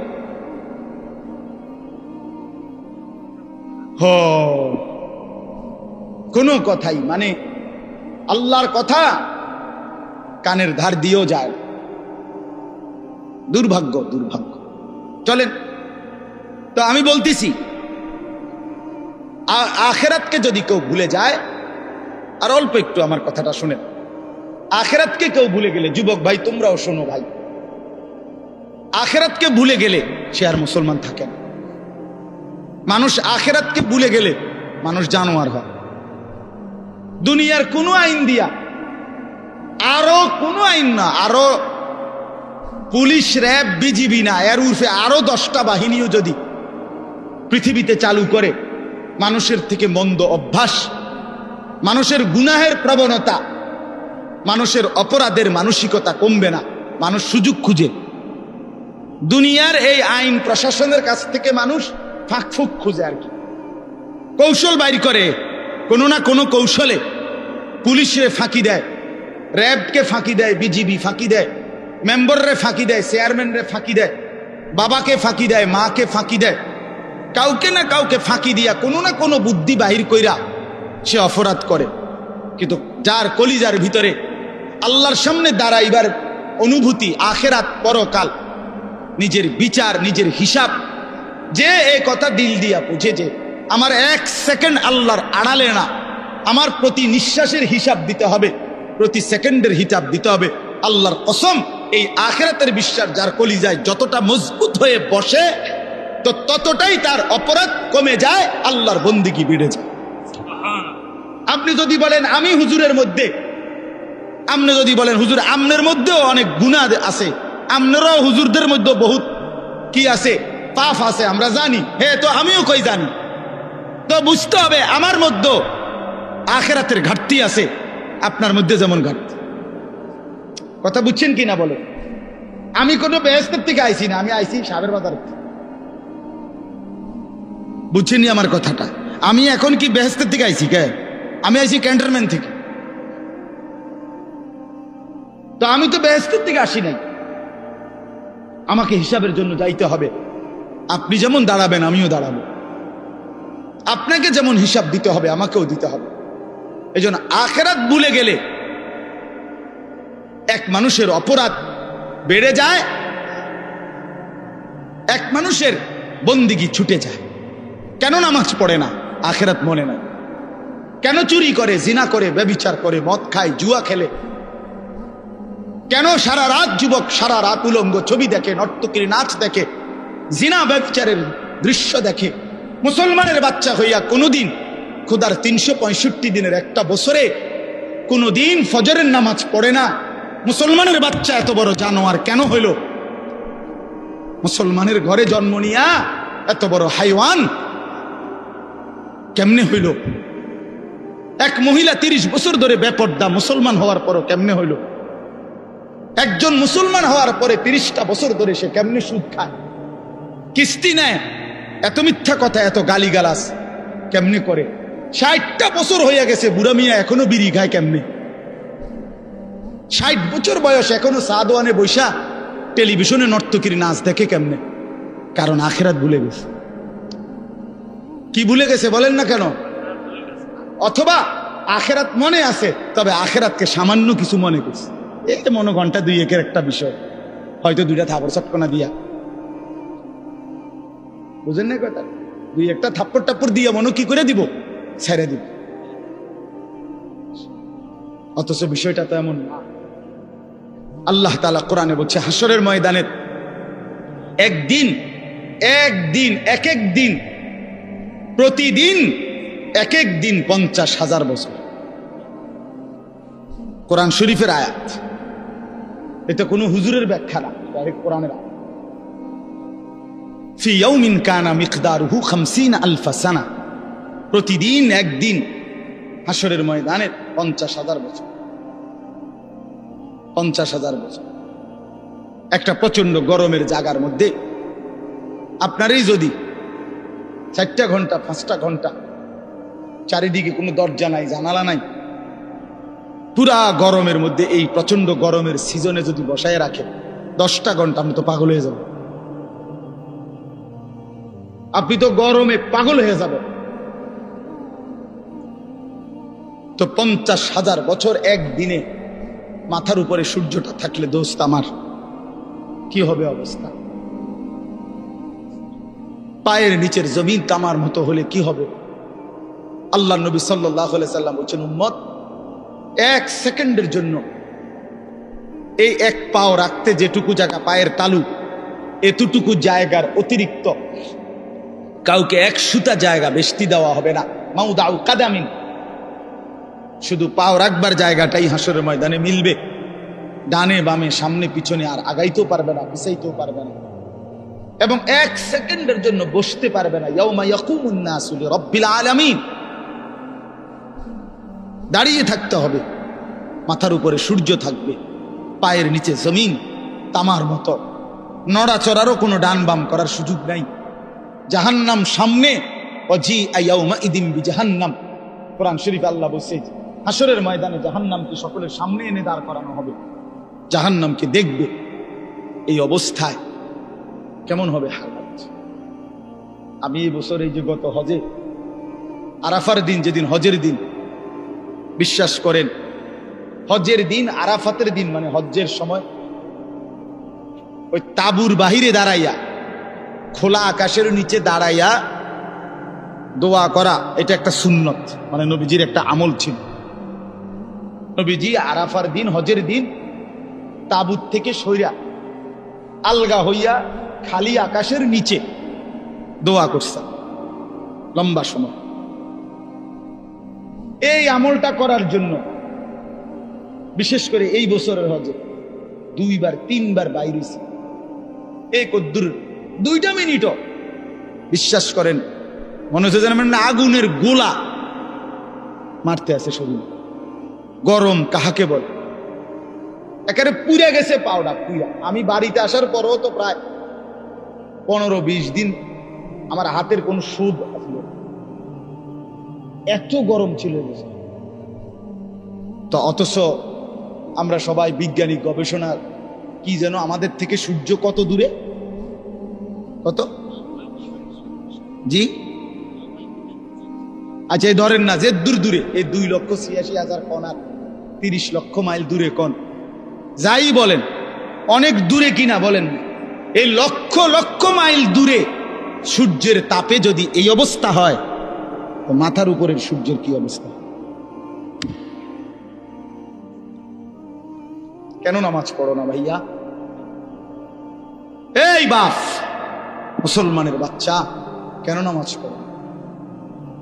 ছেলেরা আমার কেন নামাজ পড়ে? কেন নামাজ পড়ে? মালিক আর কেমনে বললে নামাজ পড়তে? রাসূলুল্লাহ সাল্লাল্লাহু আলাইহি ওয়াসাল্লাম হাসরের ময়দানে জিজ্ঞাসা করবে, উম্মত পিঠটা তায়েফের পাথরের আঘাতে চাল্লির মতো ছিদ্র বানায় ফেলছিলাম, ক্ষুধার কষ্টে পেটে পাথর বাঁধছিলাম, 3 মাস আমার ঘরের চুলায় আগুন জ্বলে নাই, আমি উম্মত দান দান শহীদ করে রক্তে ভাসে গেছি, 23টা বছর আমি কোনোদিন ঠিক মতো ঘুমাই নাই, এত কাঁদলাম, এত রক্ত ঝরাইলাম, বিনিময়ে তোর কলিজাটা নরম করতে পারলাম না, তোর দিলটা নরম করতে পারলাম না উম্মত, আমি আর কত কাঁদলে তুই আমার কথা শুন? আমি আর কত রক্ত ঝরাইলে আমি নবীর কথা মনে পড়তো? বলে কি বলবেন ভাই? বলে কি জবাব হতে পারে তখন? আল্লাহ আল্লাহ আমাদেরকে বুঝ দান করে। এজন্য চলেন আমরা, আল্লাহ তাআলা আমাদেরকে বলছে, বান্দা তুমি জান্নাতে যাইতে হইলে তাকওয়া অর্জন করতে হবে। ঈমান তোমারে আমি এমনিই দিলাম, জন্মসূত্রেই মায়ের পেট থেকে বের হইছ, সাথে আমি ঈমানের দৌলত আমি তোমারে দিয়া দিছিলাম। মুসলমান মায়ের ঘরে জন্ম দিয়া ঈমান আমি তোমারে এমনিই দিছি, সর্বশ্রেষ্ঠ সম্পদ আমি এমনিই দিলাম। এবার তুমি আমার সাথে আরেকটা নিয়ামত তাকওয়া, এটা সাথে বুঝাইয়া দাও, ঈমান আর তাকওয়া আমার হাতে তুলে দিবা, আমার জান্নাত আমি তোমার হাতে তুলে দিব। এই তাকওয়া বুঝাইয়া দাও। ঈমানের পরে প্রত্যেকটা মুমিনের কাছে, মুসলমানের কাছে আল্লাহর পাকের চাওয়া তাকওয়া। আল্লাহ যেন বলে, ইসলাম তো তোমারে দিলাম, মুমিন তো তোমার পরিচয় হইল, তুমি তো নিজেরাই বলতেছো তুমি মুসলমান, তুমিই বলতেছো তুমি মুমিন। আমরা এখানে বলি না সবাই নিজেরা মুসলমান বলেন? পরে ভাই বলেন না, ছেলেরা বলো ভাই, এই পরিচয়ে কোনো অতৃপ্তি বা অসন্তুষ্টি আছে কারো? তাইলে আমরা আলহামদুলিল্লাহ এই ব্যাপারে আমরা সন্তুষ্ট যে আমি মুসলমান, আমি মুসলমান। তো আল্লাহ তাআলা বলেন, মুসলমানের পরিচয় তো তোমারে আমি দিলামই, এটা তো আমিই দিছি, তোমার কোনো যোগ্যতা নাই, তোমার বাবা মারও কোনো যোগ্যতা নাই। আমি কেন আমার বাপ মার ঘরে জন্ম নিলাম? এটা কি আমার বাপ মায়ের কোনো যোগ্যতা? আমি কেন মুসলমানের ঘরে জন্ম নিলাম? ওই লোকটা কেন হিন্দুর ঘরে জন্ম নিল? এর মধ্যে আমাদের কোনো সফলতা ব্যর্থতার কিছু আছে? না, আল্লাহর দয়া, আল্লাহর দয়া। তো আল্লাহ তাআলা বলেন, ঈমান তো আমি দিলামই, ইসলাম আমি দিলাম, এবার তুমি তাকওয়া অবলম্বন করো। ইয়া আইয়ুহাল্লাযীনা আমানুত্তাকুল্লাহ, হে ঈমানদারগণ, ইত্তাকুল্লাহ, তাকওয়া অবলম্বন করো, তাকওয়া অবলম্বন করো, তাকওয়া অবলম্বন করো। বারবার বারবার বারবার তাকওয়া বুঝাইয়া দিবা, আমি অনন্তকালের জান্নাত বুঝাইয়া দিব। তাকওয়া কি? আল্লাহকে তাকওয়া দিতে বলছে আল্লাহ আমাদেরকে। আমরা মুসলমান, আমাদেরকে আল্লাহর সামনে তাকওয়া দিতে হবে বুঝাইয়া। তাকওয়া কি? 2 জিনিস, 1 তারকুল মুনকারাত, 2 ফি'লুল খায়রাত, সমস্ত গুনাহ ছেড়ে দেওয়া, সমস্ত আমল করতে থাকা। আল্লাহ তাআলা বলেন, গুনাহ ছেড়ে দাও, বন্দিগিতে লেগে যাও, আমার হুকুম পালন করো, আমার নিষেধ বর্জন করো। আমার হুকুম, আমার রসুলের হুকুম যা তা আমারই হুকুম, আমার রসুলের নিষেধ যা তা আমারই নিষেধ। কারণ নবী সাল্লাল্লাহু আলাইহি সাল্লাম নিজের থেকে কিছুই বলেননি, করতেও বলেন নাই, ছাড়তেও বলেন না। কথা বলেন না কেন? নবী যা করতে বলছেন তাও আল্লাহর পক্ষ থেকে, যা ছাড়তে বলছেন তাও কার পক্ষ থেকে? আল্লাহর পক্ষ থেকে। তাহলে আল্লাহ এবং তার রসুলের হুকুম এটা বললে যেই কথা, আপনি আল্লাহর হুকুম বললেও নবীজির কথা অন্তর্ভুক্ত। কারণ আল্লাহর হুকুম, আল্লাহর যাবতীয় কথা, কোরআনের প্রতি অক্ষর এই পৃথিবীবাসী রাসূলুল্লাহ সাল্লাল্লাহু আলাইহি সাল্লামের জবান ছাড়া আর কারো কণ্ঠে শুনে নাই। কথা বলেন, কোরআন শরীফের একটি অক্ষরও পৃথিবীবাসী অন্য কারো মুখ দিয়া প্রথম শুনে নাই। প্রতিটা শব্দ কোরআন শুনছে কার জবান দিয়া? রাসূলুল্লাহ সাল্লাল্লাহু আলাইহি সাল্লামের জবান দিয়া। নাজিল তো করছেন আল্লাহ, কিন্তু পুরা 30 পারা কোরআন আল্লাহ নবীজির সিনাত নাজিল করছে। এরপরে বলছেন আমনে কোন, আমনে কোন, তো নবীজি শুনাইছে। এজন্য আল্লাহ তাআলা বলেন, বান্দার গুনাহ ছেড়ে দাও, নেক আমলে লেগে যাও। তাহলে তাকওয়া বলে গুনাহ বর্জন। বাফ কষ্ট হইতেছে আমি জানি, রাত হয়ে গেছে, আমি শেষ করতে চাচ্ছি। আমি আপনাদেরকে বুঝাই, আবারও বলি, মনে কষ্ট নিয়েন না। কোন মুসলমান নামাজ পড়ে, সে নামাজি। কোন মুসলমান রোজা রাখে, সে রোজাদার। কোন মুসলমান হজ করছে, সে হাজি সাহেব। এগুলো ঠিক আছে, কিন্তু কোন মুসলমান দিনদার, কোন মুসলমান ফরহেজগার, কোন মুসলমান আল্লাহওয়ালা, এইটা বলতে হইলে শুধু নামাজ, শুধু রোজা, শুধু যাকাত, শুধু জিকির যথেষ্ট নয়, বরং পুরা দিন মানা জরুরি। প্রতিটা হালাল আপনাকেই মানতে হবে, প্রতিটা হারাম আপনাকেই ছাড়তে হবে, আমারও ছাড়তে হবে, আমারও ছাড়তে হবে। সমস্ত ইবাদত করতে হবে। জিকির তো আপনি খুব করেন, মাশাআল্লাহ, অনেক নেকি, কিন্তু আপনার উপরে যে হজ ফরজ। রোজা তো আপনি মাশাআল্লাহ খুব রাখেন, কিন্তু আপনার উপরে যে যাকাত ফরজ, সেটা কই? সেটা কই? আপনি নামাজ রোজা তো মাশাআল্লাহ খুব করেন, কিন্তু আপনার বউ বাচ্চার যে তাদেরকে নামাজ পড়তে বলা, তাদেরকে আল্লাহর ইবাদতের উপরে উঠাবার চেষ্টা করা, এটাও যে আপনার উপরে ফরজ দায়িত্ব, সেটা কই? আমনি দি ফুলারে কিছু কর না। তে আমনের ঘরে 16 বছরের এত বড় ডাকাত কোনোদিন নামাজ পড়ে না, একদিনও ফজরের নামাজ পড়ে না। আপনি এই ঘরে ঘুমান, আমনের ফুলাও এই ঘরে ঘুমায়। এত বড় জানোয়ার আমনের ঘরে ঘুমায় কেন? হ্যাঁ, এত বড় হাইওয়ান, এত বড় চতুষ্পদ জন্তু মুসলমানের ঘরে ঘুমায় কেন? এই নাফরমান কতদিন পরে নামাজ পড়বে বলেন? আপনার বিবি কত বছর পরে পর্দা করবে? আপনি যদি বলেন আমি কইছি তো, শুনে না। কয়বার কইছেন? 950 বছর। তো নূহ আলাইহিস সালাম তো 950 বছর বলছে। আপনি যদি কইছেন সর্বোচ্চ 10 বার, 50 বার, আর মনে করেন আপনি 50,000 বারে কইছেন, তো 50,000 বার বলার পরে অথবা 3 বছর বলছেন, অথবা 10 বছর বলছেন, তো 10 বছর পরে আর বলতে হবে না, এই ছুটি আপনারে কে দিল? আমার কথাটা বুঝছেন? আমি যে হুজুর বিশ্বাস করেন, আমি তারে বলতে বলতে মনে 50,000 বার কইছি, তো আচ্ছা, তো ঠিক আছে, আমি ধরে নিলাম, বিশ্বাসও করলাম। তো 50,000 বার বলার পরে ছুটি, এই কথা আপনারে কে অনুমতি দিল? আছে এমন কোনো অনুমতি নাই। এই জন্য বাবাদেরকে বলি, সন্তানের, স্ত্রীর, ঘরের মানুষ যারা আপনার ছেলে মেয়ে বউ বাচ্চা, এদের ঈমানের ফিকির, আখিরাতের ফিকির, নামাজের ফিকির, ইবাদতের ফিকির, আল্লাহর কসম, এটা হলো আপনার প্রথম প্রধান মূল দায়িত্ব। ভাত মাছ চাল ডাল, ঘর সংসার ফার্নিচার, বিদেশ কিংবা দেশ, চাকরি কিংবা ব্যবসা, দোকান কিংবা ভিট, ক্ষেত কিংবা খামার, এগুলোর ব্যবস্থা পারলে করলেন, না পারলে যদি না করতে পারেন, আল্লাহর কসম, আল্লাহর কসম, আখিরাতে কোনো জবাব দিতে হবে না।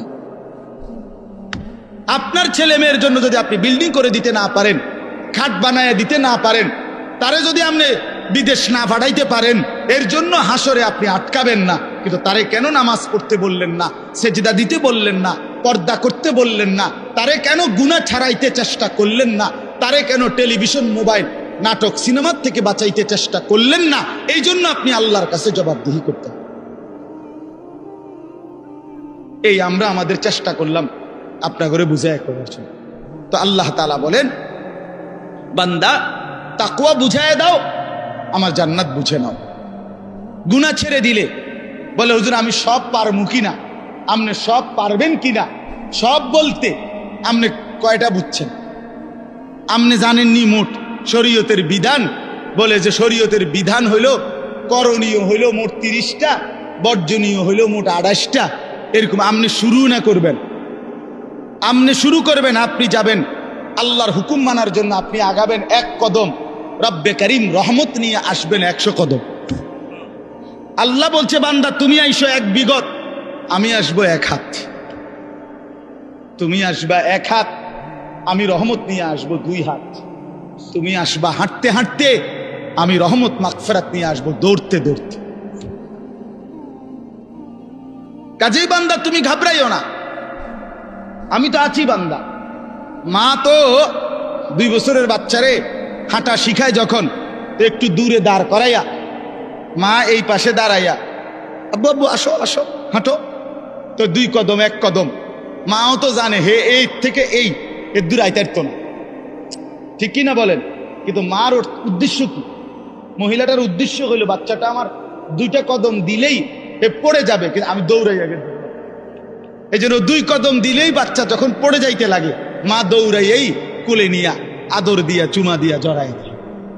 তা রব্বুল আলামিন বলে, বান্দা তো আমার দুর্বলী, বান্দা তো আমার পুরা হক আদায় করতে পারবে না, কিন্তু আমার বান্দা আগায় আসলে, আমি তার দিল দেখলে, আন্তরিকতা দেখলে, গুনাহ ছেড়ে দিলে, আমি আল্লাহ লক্ষ কোটি গুণ রহমত নিয়ে তার কাছে আগায় আসবো।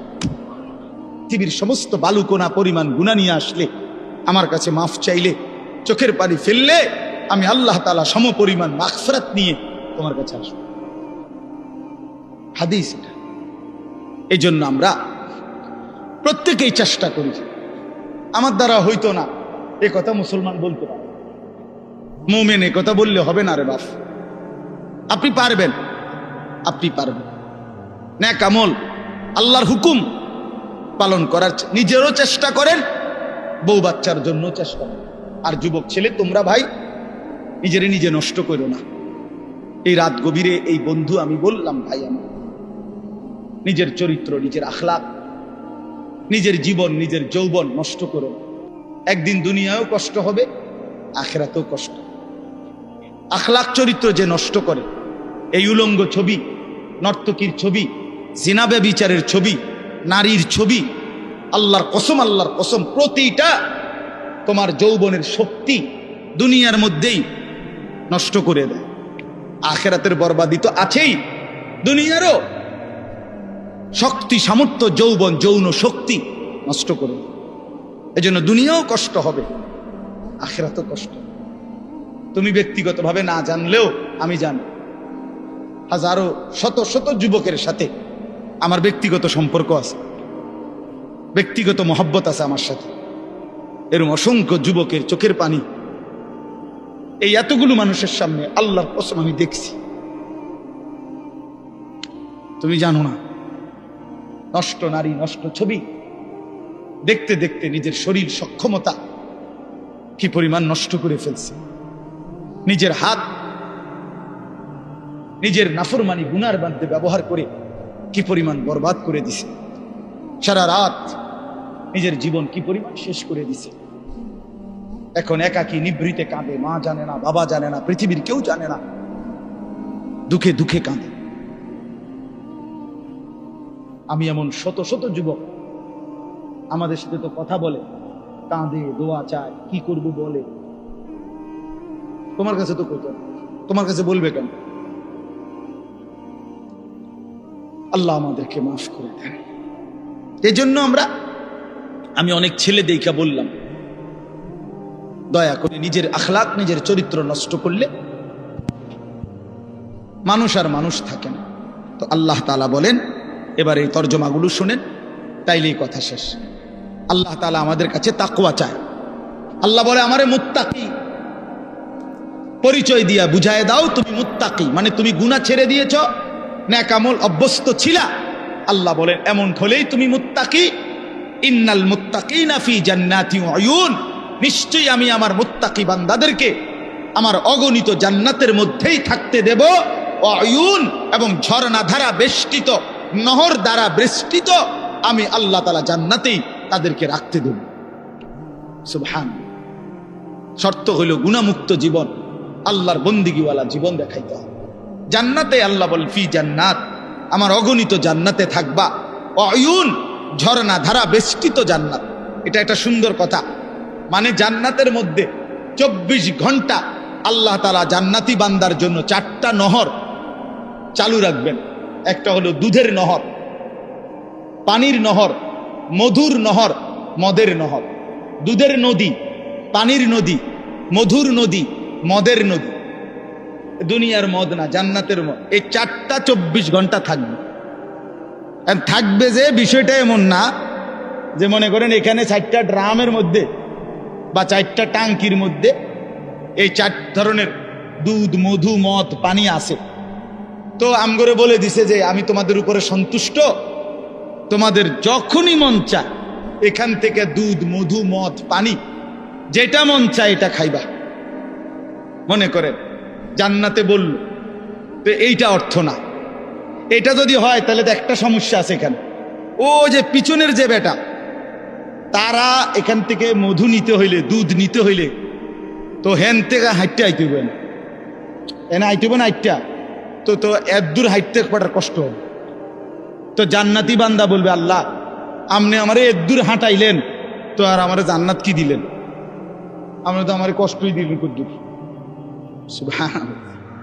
তাফসীরের মধ্যে এর জন্য লিখছে জান্নাতি বান্দা যখন জান্নাতে যেখানেই থাকবে, দাঁড়ানো, বসা, শোয়া, হাঁটতে থাকুক, ডান দিকে থাকুক, বাম দিকে থাকুক, সামনে থাকুক, পিছনে থাকুক, যেখানেই থাকুক, 24 ঘন্টা তার পাশে এই 4টা নহর, নদী, ঝর্ণা বইতে থাকবে।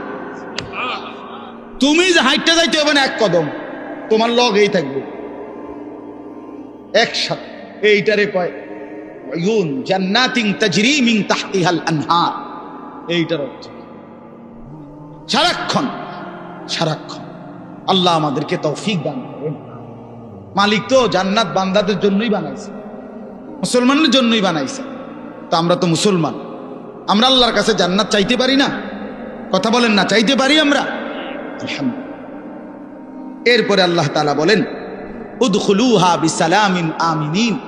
আল্লাহর ফেরেশতারা বলবে হে আল্লাহর বান্দা, চির শান্তি এবং চির নিরাপত্তার সাথে জান্নাতে ঢোকো। আর কোনোদিন অশান্তি মিলবে না, আর কোনোদিন বিপদ মুসিবত আসবে না। চিরদিনের জন্য শান্তি, চিরদিনের জন্য নিরাপদ জায়গায় ঢোকো। 3 নাম্বার আল্লাহ বলেন ওই যেটা বলে ফেলছি, ওয়া নাযা'না মা ফি সুদুরিহিম মিন গিল্লিন। আমি আল্লাহ তাআলা প্রতিটা জান্নাতি বান্দা জান্নাতে ঢুকবার আগেই তার দিল থেকে হিংসা, বিদ্বেষ, রাগ, ক্রোধ এগুলা খুলে ফেলে দেব। ইখওয়ানান আলা সুরুরিম মুতাকাবিলিন। পরস্পর জান্নাতি বান্দা ভাই ভাই হবে। আরো মজার বিষয় এখানে বলছে, সকলেই যখন যে অবস্থায় থাকুক, দাঁড়াইয়া থাকুক, বসে থাকুক, শুয়ে থাকুক, 1 সেকেন্ডের জন্য জান্নাতি কেউ কারো পিছনে হবে না। বুঝছেন নিয়ম? এই ভাই তো আপনার পিছনে, মনে করেন জান্নাতে আছে কিন্তু ওটা পিছনে বেড়ে গেছে, আপনারা পিছনে, ওনারা সামনে, হোক না যা, মনে করেন পুরোটাই এসি ঠিক আছে কিন্তু আপনি তো পিছনে। তো আল্লাহ তাআলা বলছে এমন হবে। আপনারা এখন পিছনে পিছনে না, একজনের পিছনে একজন, তো মনে করেন এটা পুরোটাই জান্নাত, কিন্তু ওটা তো ফিসে পড়ে গেছে। সে যদি আবার কয় আচ্ছা জান্নাতে আছি ঠিক আছে কিন্তু আমি তো পিছনে, বুঝেন নাই কথা? তো আল্লাহ তাআলা বলেন আলা সুরুরিম মুতাকাবিলিন। না বান্দা, এমন হবে না, বরং যখন দাঁড়িয়ে থাকো আর বসে থাকো আর শুয়ে থাকো, পিছনে কোনোদিন হবে না। 24 ঘন্টা মুতাকাবিলিন, জান্নাতি বান্দা পরস্পর মুখোমুখি থাকবে। যদি বলেন এটা কিভাবে সম্ভব, তো এখানে গেলেই তো আমরা দেখব কেমন সম্ভব। এ সময় আপনি আমারে বুঝাই কইবেন এভাবে, আমিও আপনারে বুঝাই কইব যে এভাবে।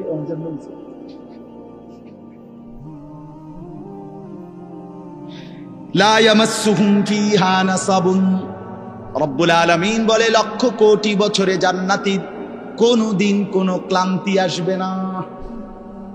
দুনিয়ায় দুঃখেও মানুষের ক্লান্ত হয়, আবার সুখেও ক্লান্ত হয়, হাসতে হাসতেও কাহিল হয়ে যায়, কানতে কানতেও কাহিল হয়ে যায়, খেলতে খেলতেও দুর্বল হয়ে যায়, হয় না? অনেকক্ষণ ধরে খেলতেছে তো এখন কি লাগতেছে? কাহিল লাগতেছে। তো হাসতে হাসতেও কাহিল হয়, কানতে কানতেও কাহিল হয়। আল্লাহ বলেন জান্নাতি বান্দা যত সুখের মধ্যেই থাকুক না কেন 24 ঘন্টা কখনোই কোনো ক্লান্তি আসবে না।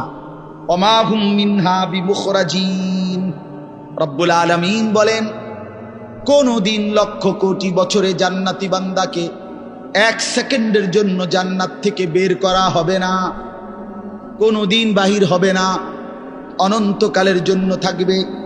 এবার শেষ কথা বন্ধু, নব্বি এই বাদি আন্নি আনাল গফুরুর রহিম। রব্বুল আলামিন বলেন এমন সুন্দর এমন সুখের জান্নাত আমি আল্লাহ বর্ণনা দেওয়ার পরে বন্ধু ও নবী আপনাকে বলছি, কোন উম্মত যদি আপনার বলে আল্লাহ আমি তো শুনেছি জান্নাতের কথা, যেতেও মন চায়, কিন্তু এই পরিমাণ গুনার নাফরমানি করেছি রব্বুল আলামিন, যার কারণে গুনাহ তো অনেক বেশি, জান্নাতের আশাই করতে পারি না। আল্লাহ বলেন বন্ধু আপনি আমার সেই বান্দাদেরকে বলে দেন আন্নি আনাল গফুরুর রহিম, যত লক্ষ কোটি গুনাহ হোক না কেন ছেড়ে দিয়ে তওবা করে চোখের পানি ফেলে যদি আমি আল্লাহর দিকে ফিরে আসে, আমি আল্লাহ ওয়াদা দিলাম আসমান ছোঁয়া গুনাহ হলেও আমি আল্লাহ গফুর, আমি নিশ্চিত মাফ করে দেব। জান্নাতে যেতে চাও, অনেক গুনাহ, আল্লাহ বলে বান্দা ঘাবড়াইও না, তুমি যদি ফিরে আসো আগের গুনাহ ছেড়ে দাও, চোখের পানি ফেলে মাফ চাও, আর করবে না ওয়াদা দাও, তো আমি 90 বছরের গুনাহ একসাথে 1 সেকেন্ডে মাফ করি, 7 আসমান উঁচা গুনাহ মাফ করে দেব। তবে শর্ত হলো আসবা কিনা বলো, ফিরবা কিনা বলো, আগের গুরু ছাড়বা কিনা বলো। বিড়ি খাইতে খাইতে আস্তাগফিরুল্লাহ কইলে হতো না, কথা বুঝেন নাই? টেলিভিশন চাইতে চাইতে তওবা তওবা কইলে হতো না। আমাদের তো আমরা না বুঝি না, আল্লাহ তো বুঝে বাবা। আমরা তো অনেক সময় আসি এমনি ডুল্লা ডুল্লা আস্তাগফিরুল্লাহ তো পড়ি, কিন্তু গুনাহ থেকে আসলে মুখে বলে হে জানে সে গুনাহ ছাড়বে না, তো এটা কিসের আস্তাগফিরুল্লাহ হলো? আপনার ইয়াকিন দিলের মধ্যে আপনি মিথ্যা ছাড়বেন না, তো আপনি কি গুনার তওবা করতেছেন? আপনি তো দিলের মধ্যে রাখছেন যে আপনি গুনাহ ছাড়বেন, আপনার পকেটে বিড়ি, আপনার মুখে দাড়ি কাটা, আপনার পকেটের টাকা সুদের টাকা, আমনে কোন আস্তাগফিরুল্লাহ রাব্বি কিতা কইলেন? কারে কইলেন? কিতা বুঝাইলেন আমনে? হ্যাঁ, এই জন্য বললাম আল্লাহ তাআলা বলে তওবা হলো বান্দা আগের গুনাহ ছেড়ে দেওয়া, আর করবে না ওয়াদা দিয়া লজ্জিত হয়ে মাফ চাওয়া। এমন হলে আমি 90 বছরের গুনাহ মাফ করি। ওয়া আন্না আযাবি হুয়াল আযাবুল আলীম। আল্লাহ তাআলা বলেন এই শেষ কথা ভাই, আমার এই শেষ লাইনটা শুনেন। যুবক ভাই তোমরাও শোনো, কষ্ট করছো তোমরা, সবাই মনোযোগ দিয়ে শুনে নাই, আমি দেখছি 2-4টা ছেলে পেলে এমনও যারা মনোযোগ দিয়ে শুনে নাই, কথা বলছে পরস্পর, অথবা একজনের কাঁধের উপরে আরেকজন ভর দিয়ে রাখছে। মনে রাখবেন এটা অসভ্যতা। কোনো প্রাপ্ত বয়স্ক ছেলে, মানে 14 বছর 15 বছর থেকে উপরে যারা সাবালক, অর্থাৎ যাদের উপরে গোসল ফরজ হয়, এমন সাবালক ছেলে একজন আরেকজনকে জড়ায় ধরা, এটা সম্পূর্ণভাবে শাহওয়াত, এটা অসভ্যতার অংশ। হ্যাঁ, এটা একটা শাহওয়াতের অংশ, এটা একটা নোংরামির অংশ। আপনি মনে করেন আমরা বন্ধু দেখে জড়াই, না না না, বন্ধু না, তোমার কাছে মধ্যে শাহওয়াত আছে দেখে জড়াই ধরছে। দুনিয়াবাসী না বুঝলে কি আসমানওয়ালা বুঝে। এই জন্য ভাইয়া আখলাক বড় সম্পদ। তো বলতেছিলাম, শেষ কথা হলো আল্লাহ বলেন, আপনাদের বাবাদেরকেও বলি, আমারও বলি, যুবক ভাই তোমাদেরকেও বলি, ওয়া আন্না আযাবি হুয়াল আযাবুল আলীম। আল্লাহ তাআলা বলছেন, বান্দা এতভাবে বললাম, আমার জান্নাত আমি সাজায় রাখছি, আমি বললাম আমি মাফ করে দেব, এরপরেও যদি কেউ গাদ্দারি করো, অবাধ্যতা করো, এরপরেও যদি আমি আল্লাহর কথাটাকে কোনো পাত্তাই না দাও, তো আল্লাহ বন্ধুকে বলছে, বন্ধু বলে দেন, আন্না আযাবি হুয়াল আযাবুল আলীম, তাহলে কিন্তু মনে রেখো আমি আল্লাহর আযাব বড়ই ভয়ানক। তুমি মনে রাখো বান্দা, আমি তোমারে বহুভাবে বলছি তওবা করতে, মাফ করে দেব বলছি, বান্দা পাত্তা দিলা না, তো মনে রাখো আমার শাস্তি বড় কঠিন, আমার 1 সেকেন্ডের আযাব সহ্য করতে পারবা না, 1 মিনিটের আযাব সহ্য করতে পারবা না। এই জন্য দয়া করে প্রত্যেকেই, আমার কথা সাদা সিধা কথা, আমি এতটুকু বুঝি, আমরা প্রত্যেকেই গুনাহ ছেড়ে দেই, আল্লাহর নাফরমানি ছেড়ে দেই। মাঝ বয়সী বাবারা যারা আছেন, হালাল রোজগার করেন, হারাম ছাড়েন, হারাম ছাড়েন, ছেলে মেয়েকে দিন শিখান, নিজেরা আখলাক সুন্দর করেন। আল্লাহ তাআলা আমাদের সবাইকে আখিরাতের ফিকিরে গুনাহ ছেড়ে দেওয়ার, আল্লাহর ইবাদত করার তৌফিক দান। 5 ওয়াক্ত নামাজ পড়ার চেষ্টা করেন, কষ্ট করলেই হবে, একটু হিম্মত করলেই হবে, শত ব্যস্ততার ভিতরেও নামাজ পড়া যায়। আল্লাহ আমাদেরকে বুঝ দান করেন। এই মাদ্রাসা আল্লাহ তাআলা কবুল করে নেন, মাদ্রাসার তামাম ফিকির আল্লাহ তাআলা কবুল করেন। মাওলানা ইয়াহিয়া মাদ্রাসার জন্য আপনাদের কাছে সহযোগিতা চাইছিল, আপনারা কম বেশি দিছেন, আরো পারলে আরো দিলেন। একটা কথা মনে রাখেন, দান সাদাকার ক্ষেত্রে একটা গুরুত্বপূর্ণ বিষয় হলো, প্রথমত তো দিতে মন চায় না, কিন্তু বাস্তবতা হলো প্রত্যেকেই খেয়াল করে দেখে, যে যেটুকু দান করে সেটা আসলে সামান্যই দেয়, এটুকুতে তার সংসার পরিবার তেমন কিছু হয় না। টাকা 500 দিলে আপনার বিল্ডিং কোনো কাইতে যেত, কথাটা আপনি বুঝছেন না। টাকা 1000 দিলে আপনার সংসারের 3 দিনের বাজার বন্ধ হয়ে যাবে এমন না। 100টা টাকা দিলে মসজিদে মাদ্রাসায় দ্বীনি কাজে আপনি খুব আটকাইতেন না। দান মানুষ অল্পই করে, কিন্তু হাসরের ময়দানে এর পুরস্কার দেখলে, বিনিময় দেখলে কলিজা ফেটে মরে যাবে, যে হাই কি করলাম, যদি আরো কিছু টাকা দিত। সংসার তো চলেই, সংসার তো কোনো না কোনো ভাবে চলে। মানুষ শত ব্যস্ততা অভাবের ভিতরেও বন্ধু বান্ধবরে কিছু খাওয়াইলে কিছু টাকা তো কমে যায়, কিন্তু এরপরও জোড়াতালি দিয়া সংসার চলে যায়। তো আল্লাহর রাস্তায় দান করার বিষয়টা হলো এই, প্রথম তো দিতে মন চায় না, একটু কষ্ট করে দিয়া ফেললে আখিরাতে অনেক বড় সওয়াব মিলবে। এই জন্য নিয়মিত মসজিদ মাদ্রাসায় দেওয়ার চেষ্টা করবেন। আল্লাহ তাআলা আপনাদের সবাইকে তৌফিক দান করেন। আগামী 11 তারিখ টনকি পশ্চিম পাড়া যুব সমাজের উদ্যোগে সকল কবরবাসীদের রুহের মাগফিরাত কামনায় বার্ষিক ওয়াজ ও দোয়ার মাহফিল, টনকি কেন্দ্রীয় শাহী ঈদগাহ ময়দান। কোথায় এটা? পাশে। আচ্ছা, মাশাআল্লাহ। 11ই নভেম্বর রোজ সোমবার, মানে এই সামনের সপ্তাহ, এই সপ্তাহের পরের সপ্তাহ, ওইখানে ইনশাআল্লাহ আমার বয়ান আছে।